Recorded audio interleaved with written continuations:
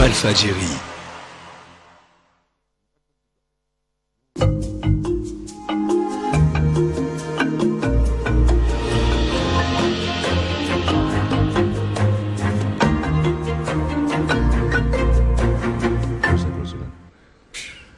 Mesdames et messieurs, bonjour. Merci de rester fidèles au programme de Walf. Nous sommes heureux de vous retrouver sur ce plateau de l'invité de la mi-journée.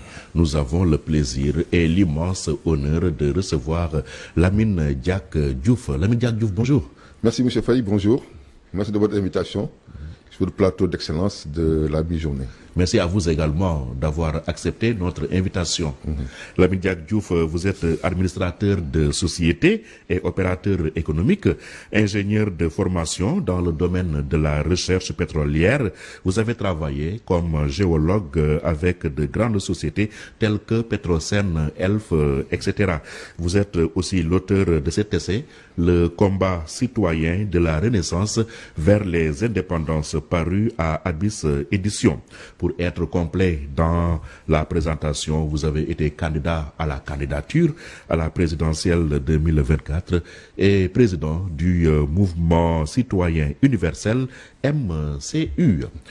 Le combat citoyen, comme si titre d'une brûlante actualité, surtout à quelques mois ou quelques semaines de la présidentielle qui a été finalement fixée au 2 juin prochain, mais là nous allons en parler largement. Alors on dit des Sénégalais qu'ils ont perdu toute capacité d'indignation. Pensez-vous que c'est encore le cas? Je vous remercie M. Faye de cette question qui est très importante. Je ne crois pas qu'on puisse aller jusque-là. Mais évidemment, les Sénégalais, ils ont tellement lutté que peut-être que c'est la définition d'un objectif clair, n'est-ce pas, avec un leadership aussi clair. Je crois que c'est un petit peu ce qui fait défaut. Parce que pendant longtemps, on a eu ce système politique qui a fait que nos leaders ont failli. Et donc, les Sénégalais n'ont plus confiance à la classe politique. Les Sénégalais n'ont plus confiance aux partis et aux politiciens. Et donc, je crois que c'est ce qui fait c'est ce qui donne cette impression de lassitude. Oui. De lassitude, n'est-ce pas? De la lassitude et non de la résignation. Non, vous savez, je crois qu'ils ont tellement lutté, ils se sont tellement battus, et il n'y a pas eu de résultat qu'il y a de la lassitude. Mais je ne crois pas que les Sénégalais se sont résignés à la situation. La preuve est là aujourd'hui, n'est-ce pas? Et j'ai écrit un livre qui s'appelle Le combat citoyen, et toute cette actualité, je l'avais prévu, je l'avais prédit. Parce que, donc, c'est en fait cette constitution que nous avons hérité de la France, qui est une mauvaise constitution, n'est-ce pas, qui donne donc tous les pouvoirs aux partis politiques, et c'est ce qui a fini par donc créer ces situations-là que nous avons vécues depuis les indépendances, n'est-ce pas? On a eu des crises institutionnelles, crise après crise, crise après crise. Donc c'est la raison pour laquelle je pense qu'il est devenu vraiment impératif de revoir tout ça, de mettre de l'ordre, n'est-ce pas, d'adopter une véritable constitution qui puisse permettre de vivre dans la paix, dans la tranquillité, et qui puisse permettre aussi avec nos valeurs. Avec nos valeurs. Oui. Avec nos valeurs, exactement. Parce que, le grand problème, c'est que la constitution a été éditée de la France, et tout le monde sait que c'est une constitution qui est une mauvaise constitution, parce que c'est une constitution qui a été donc créée après la Révolution française. La République française était dans la rue, était par terre. Il fallait bien trouver quelque chose.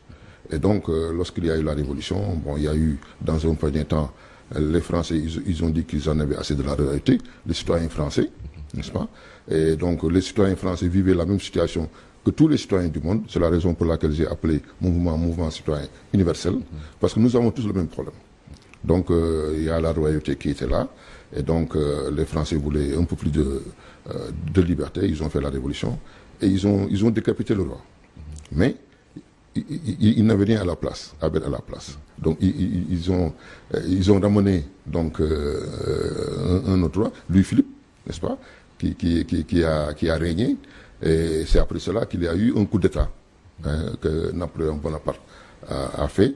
Et donc, c'est à partir de ce moment-là qu'ils ont mis en place cette constitution, donc qui faisait la part belle aux partis politiques. Et donc, nous pensons que les constitutions sont à revoir. La constitution du Sénégal est à revoir. Et donc, elle doit clairement définir le système politique, n'est-ce pas, qui doit prévaloir. Parce que la constitution, en fait, elle a été copiée sur la Constitution française, n'est-ce pas? Oui. Donc, elle n'a pas du tout adapté, donc, elle n'a pas intégré nos valeurs, et nos traditions et nos idées, et c'est ça qui nous fait, qui pose problème. C'est ça. C'est ça qui pose problème. Oui. Combat citoyen. Avez-vous senti une adhésion populaire autour de ce combat, justement, pour la tenue de la présidentielle et à date échue? Bon, vous savez, moi, je pense qu'il y a un combat citoyen. Il y a un combat citoyen qui est là depuis 1960. Les Sénégalais sont battus contre le régime du président Senghor. Ils ont exigé la démocratie, n'est-ce pas, sous le régime du président Abdou Diouf aussi. Ils ont poussé pour qu'il y ait une ouverture démocratique. Le président Abdoulaye Wade, il est venu, donc il a aussi... les Sénégalais sont battus, n'est-ce pas, pour faire prévaloir leur vue. Mais le seul problème, c'est que, à mon avis, leur combat est biaisé. Parce que les politiciens, en fait, ils nous ont toujours leurrés. Parce que moi, je pense que nous pouvons nous battre avec les partis politiques ensemble, mais nous n'avons pas les mêmes objectifs. Parce que les partis politiques, eux, ce qu'ils veulent, c'est exercer le pouvoir. N'est-ce pas? Mais nous, ce que nous voulons, c'est récupérer le pouvoir. Donc, jusqu'à présent, la société civile a failli, parce que la société civile a toujours joué le rôle de sentinelle, a toujours joué le rôle pour juste accompagner le processus. Alors que moi, je pense qu'il y a actuellement la gestation d'une république citoyenne, une véritable république citoyenne constituée par tous les Sénégalais sans voix. C'est ce qui est d'ailleurs l'emblème de votre télévision, Walf TV, donc c'est la voix des sans voix. Et donc il y a une république citoyenne qui est en train de se mobiliser, de se créer. Il y a une conscience citoyenne qui est en train de se former, oui, n'est-ce pas? Et nous irons certainement vers l'éclosion d'une véritable réussite politique pour cette république citoyenne. Parce que de quoi s'agit-il en fait? Les politiciens, ils veulent que nous votions pour eux, n'est-ce pas? Ils nous appellent au vote pour les élections. Mais nous allons voter pourquoi? En fait, c'est ça le problème. C'est toute la problématique de la démocratie. Parce que la démocratie, en fait, c'est un mot galvaudé.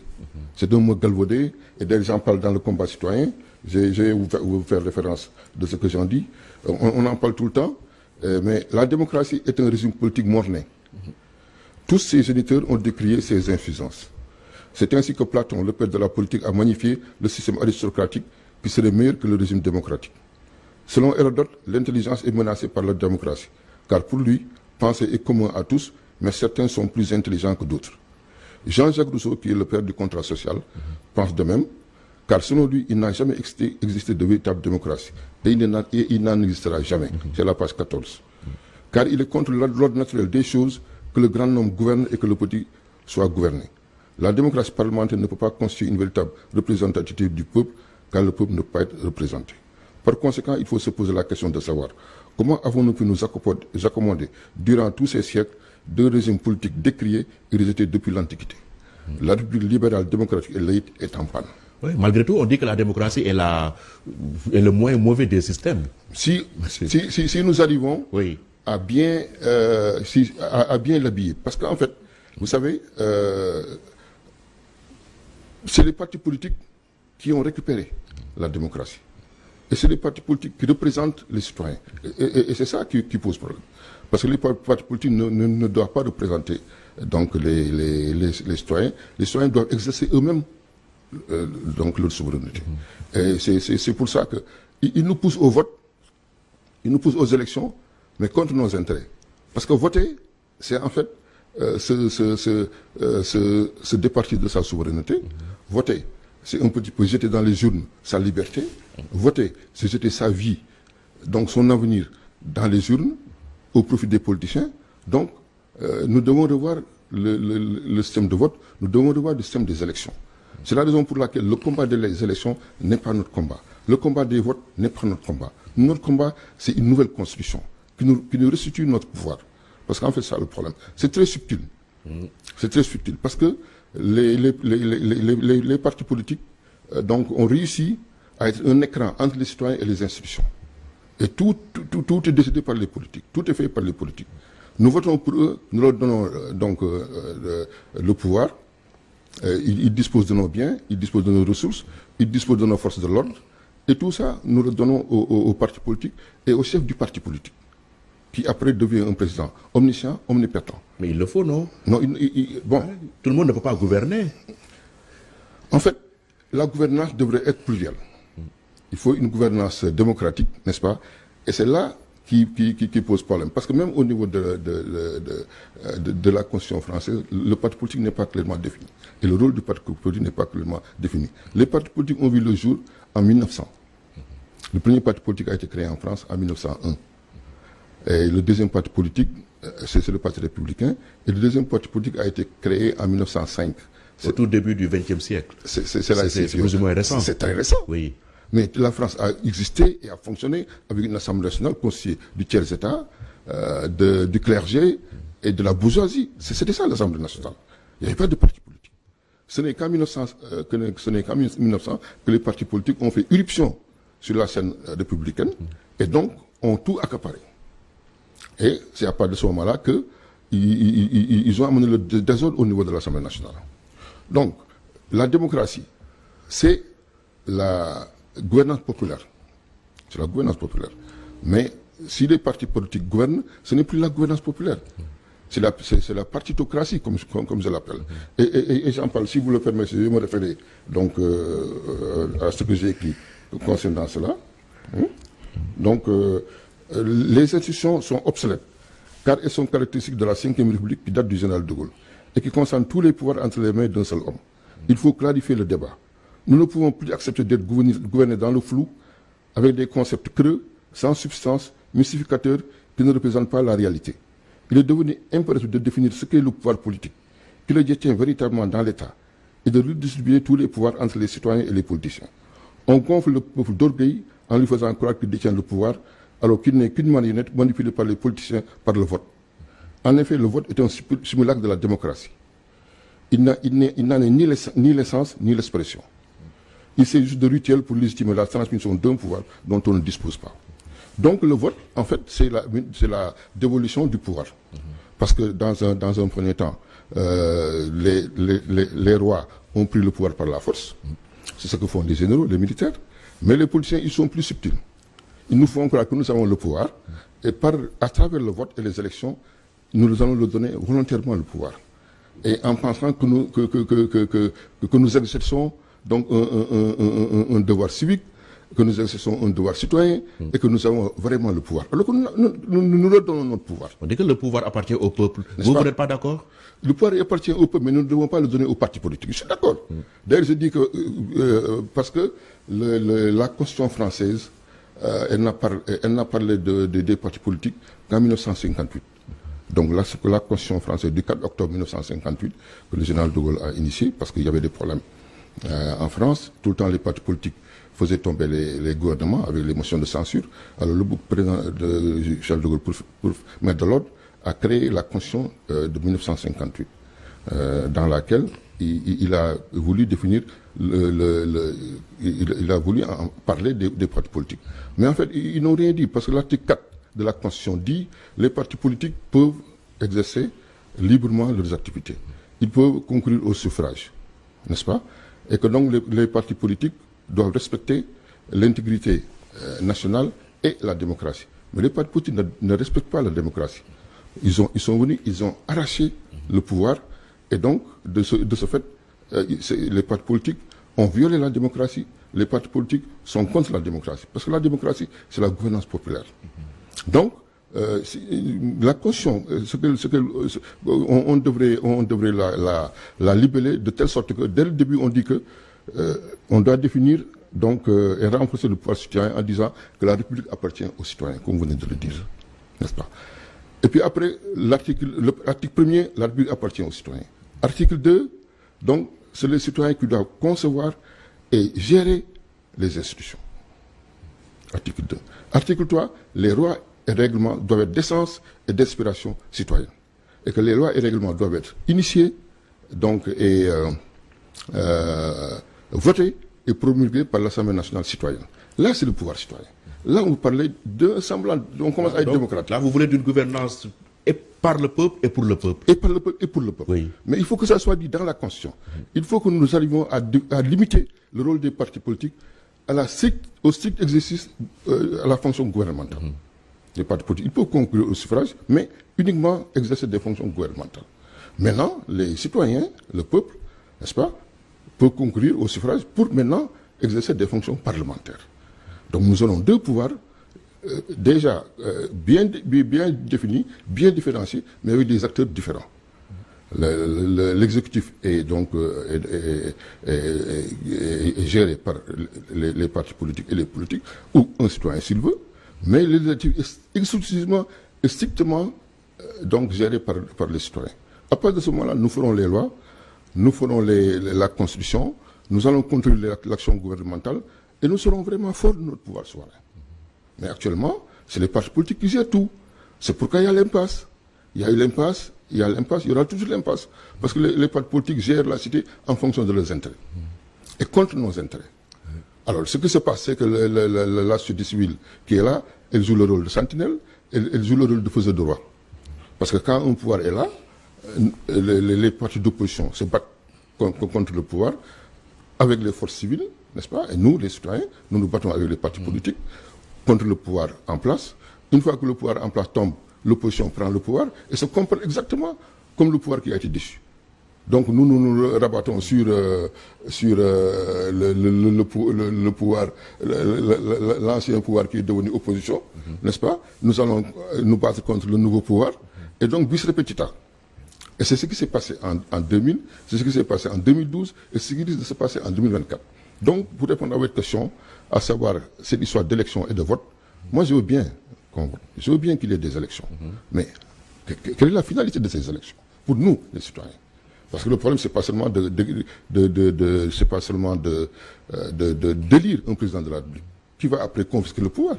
Le problème, c'est de voir comment faire une refondation du pouvoir, une refondation de la République, faire une nouvelle architecture républicaine pour permettre d'avoir une gouvernance cohérente, avoir une véritable gouvernance. Parce que la véritable gouvernance, c'est que le peuple exerce effectivement le pouvoir.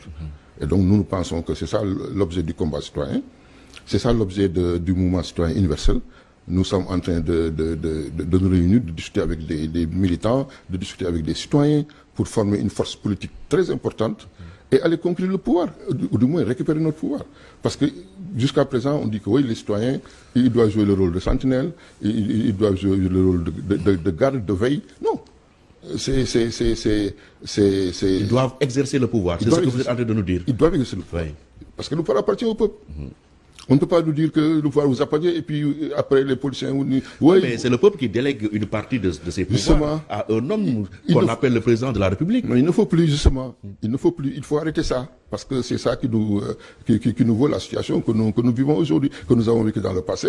Vous savez, en 1993, n'est-ce pas, il y a eu... on a assassiné un juge constitutionnel. Bon, en 2024, on accuse un juge constitutionnel de corruption. Mais jusqu'où iront les politiciens avec leur façon de faire? Le Sénégal est-il malade de sa classe politique? Le monde.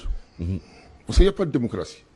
Il y a l'oligarchie. Les partis politiques, en fait, comment pouvez-vous concevoir qu'un homme riche, un homme d'affaires ou un oligarque, un avocat, un médecin puisse représenter un pauvre, ou puisse représenter un paysan, puisse représenter un pêcheur?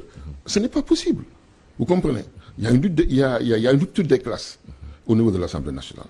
Donc nous devons faire en sorte que le peuple soit représenté au niveau de l'Assemblée nationale par les citoyens et non plus par des oligarques.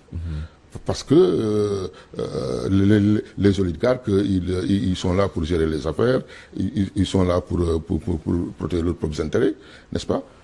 Les idéologues bourgeois ont fait en sorte qu'ils nous ont fait croire que effectivement il faut des hommes cultivés, il faut des hommes éduqués. C'est la raison pour laquelle il y a eu Lénarque. Platon parlait des âmes d'or. C'est des hommes qui sont formatés pour diriger, n'est-ce pas? Et c'est eux qui doivent diriger. Mais le problème, c'est que ces hommes qui sortent des grandes écoles ou bien qui sortent des familles bourgeoises riches, mais ils vont certainement diriger le pays en fonction de leurs intérêts de classe. Et ce que Karl Marx disait, la lutte des classes va se refléter au niveau politique. Parce que les dirigeants ne vont pas se préoccuper oui. Au lieu de la lutte des classes, maintenant on assiste à une lutte des places. Exactement. Oui. C'était très bien dit. C'est très bien dit. Et donc il faut remédier à ça. Il faut que nous comprenions que on nous convie au vote, on nous convie aux élections. Mais oui, d'accord. Mais après, quelle est la finalité? Il faut que après le vote, qu'on vote pour les citoyens pour aller à l'Assemblée nationale et qu'on vote pour les partis politiques pour exercer le pouvoir exécutif. D'accord. Alors, le débat que vous posez, il est très intéressant, hein, Lamine Diack Diouf, mais on ne peut pas l'épuiser aujourd'hui. Certainement, on va prendre date pour la prochaine fois. Mais abordons l'actualité. L'actualité, c'est le dialogue qui a pris fin, un dialogue de 2 jours fast-track. Vous, en tant que candidat, ancien candidat à la candidature, qu'est-ce que vous en pensez? Le point principal, c'est la date du 2 juin proposée pour la tenue de la présidentielle. Oui, comme je vous l'ai dit, moi je ne fais pas une fixation pour la date de l'élection, je ne fais pas une fixation pour la Constitution. Il faut respecter la Constitution, c'est ça que dit la Constitution, parce que ce n'est pas ma Constitution. Donc je ne vais pas donner ma vie pour une Constitution que je n'ai pas, donc que je n'ai pas initiée, n'est-ce pas? Mais qui a été adoptée par référendum. Donc là, l'avis du peuple a été sollicité. Bon, vous savez, c'est ça, encore une fois, on fait voter le peuple, n'est-ce pas, sans que le peuple soit vraiment conscient de ce qu'il fait, parce que peut-être... Sans qu'il ne comprenne les enjeux. Sans qu'il ne comprenne les enjeux, oui. N'est-ce pas? Et puis après, c'est ce problème-là que ça pose. Donc, moi, je pense qu'il y a un problème, effectivement, qui est réel, il y a un problème très sérieux. Il y a une véritable crise institutionnelle au Sénégal, n'est-ce pas, avec ces histoires d'élections. On parle de problèmes au niveau du Conseil constitutionnel, on parle de problèmes au niveau des parrainages, on parle de problèmes au niveau politique, n'est-ce pas? Il y a donc des partis politiques qui ont été écartés dans le Parti démocratique sénégalais, donc qui veulent faire partie parce que bon, ils ont un électorat, ils ont un groupe parlementaire, c'est une frange importante de l'opposition. Donc peut-être c'est tout ça qui fait que il a fallu instaurer ce dialogue-là. Mais j'ai fait une déclaration. Vous avez pris part? Non. À distance, oui, mais à distance. Vous n'avez pas été invité? Non, je n'ai pas été invité. Nous ne sommes jamais invités. Ils invitent la société civile, n'est-ce pas, ceux qui pensent devoir agir pour les citoyens, alors que ce que j'appelle la République citoyenne, c'est-à-dire la grande masse citoyenne, elle n'est pas invitée. Vous y aurez répondu si jamais vous étiez invité? Bien sûr, bien sûr. Et j'ai fait une déclaration à Saint-Louis pour dire que je dialogue à part de Saint-Louis. Parce que moi, je suis Saint-Louisien, j'ai fait toutes mes déclarations à Saint-Louis, et il faudrait un dialogue national. Mais pas un dialogue dans une salle où il y a 100, 200 personnes pour discuter seulement d'élections. Si on doit parler de dialogue, ce n'est pas en 2 jours qu'on va faire un dialogue. Mais c'est 1 mois, 6 mois, qu'on parle vraiment des problèmes du pays, des véritables problèmes du pays, et des véritables enjeux. Parce qu'il y a un véritable problème de gouvernance citoyenne qui se pose. N'est-ce pas? Les citoyens, ils doivent revenir au cœur de la République, ils doivent revenir au centre des décisions. Tant que ce n'est pas fait, ce n'est pas juste. Parce que nous ne pouvons pas créer le PIB, nous ne pouvons pas créer les valeurs, nous ne pouvons pas travailler pendant toute l'année, créer de la valeur, et puis venir mettre ça sur la table de M. le Président de la République, qui va en disposer sans que nous soyons consultés. Donc ça, c'est un problème. Donc moi, je pense que dialoguer, oui, mais pas pour des questions strictement électorales. Et c'est ce qui s'est passé. Tout ce qu'ils ont regardé, c'est quoi? C'est la date des élections, n'est-ce pas? Qui va faire partie, qui ne va pas faire partie. Ils n'ont parlé que d'élections. Donc c'est entre eux, les partis politiques. C'est ça le but du jeu. C'est ça. Ne parler que d'élections. Voilà, mais il ne faudrait pas. Parce que là, on était dans l'impasse. Oui, je sais. Mais je dis que oui, dialogue, oui, mais pas pour des... Parce que nous, il faut que nous soyons pris en compte, il faut que nos intérêts soient pris en compte. Parce que cette impasse-là, ça concerne les partis politiques, ça ne nous concerne pas nous. C'est eux qui nous ont plongés dans cette situation. Et ça les concerne. Les élections et le vote, c'est leur problème. C'est pas notre problème. Nous, notre problème, c'est qu'il y ait une gouvernance démocratique. Notre problème, c'est qu'il y ait une véritable gouvernance. Notre problème, c'est comment discuter de la vie chère, discuter des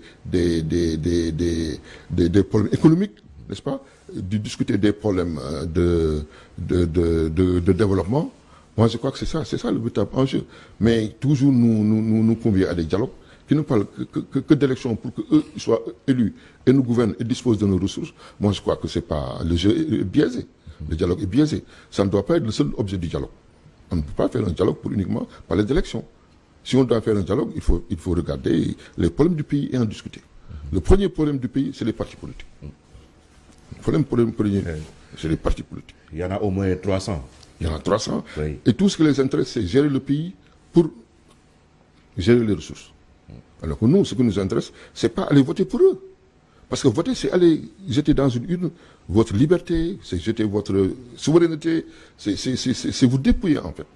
Parce que comme le disait Victor Hugo après la Révolution française, du haut de l'Assemblée nationale française, il a dit oui, le citoyen a retrouvé le droit de vote. Parce que vous savez, avant, il y avait, pendant la royauté, il y avait deux types de vote. Il y avait le vote censitaire et le vote capacitaire.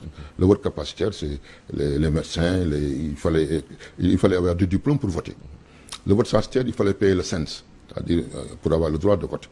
Les citoyens ne votaient pas. Alors que le peuple, le pays leur appartenait, mais il y avait la royauté, n'est-ce pas? Après, il y a eu Victor Hugo est venu dire, maintenant vous avez le droit de voter le suffrage universel. Et vous avez retrouvé votre liberté, vous avez retrouvé votre dignité. Mais en fait, voter, c'est perdre sa dignité. Voter, c'est perdre sa liberté. Voter, c'est perdre sa souveraineté. Dans le contexte actuel du jeu politique. Donc il faut revoir tout ça pour que nous puissions... Êtes-vous pour la suppression du vote? Non, on ne peut pas supprimer un vote parce qu'il faut bien trouver un mode de désignation, oui, n'est-ce pas? Mais il faut définir les finalités et le rôle des partis politiques. Par exemple, au niveau de la Constitution française et au niveau de la Constitution du Sénégal, l'article 4 définit les partis politiques peuvent exercer librement, respecter l'intégrité et la démocratie. Mais on ne définit pas le rôle des partis politiques. On ne définit pas la place des partis politiques dans l'architecture institutionnelle. Et c'est ça qui est important. Et moi, c'est à ça que je convie les Sénégalais, c'est à ça que je convie les citoyens du monde entier. Il faut que nous arrivions dans nos pays à définir le rôle et la place des partis politiques dans l'architecture institutionnelle. Oui. Voilà, votre place est là, vous vous arrêtez là. Et c'est nous qui décidons de cela, c'est pas vous. Donc il faut changer de paradigme. Il faut que nous soyons assez puissants, nous ayons un mouvement citoyen très fort, très puissant pour obliger les politiques en votant et en récupérant l'Assemblée nationale. Et dès l'instant qu'on récupère l'Assemblée nationale, nous allons initier des lois, nous allons changer la Constitution. Et à partir de ce moment-là, nous allons limiter le rôle des partis politiques à uniquement exercer la fonction gouvernementale. Parce que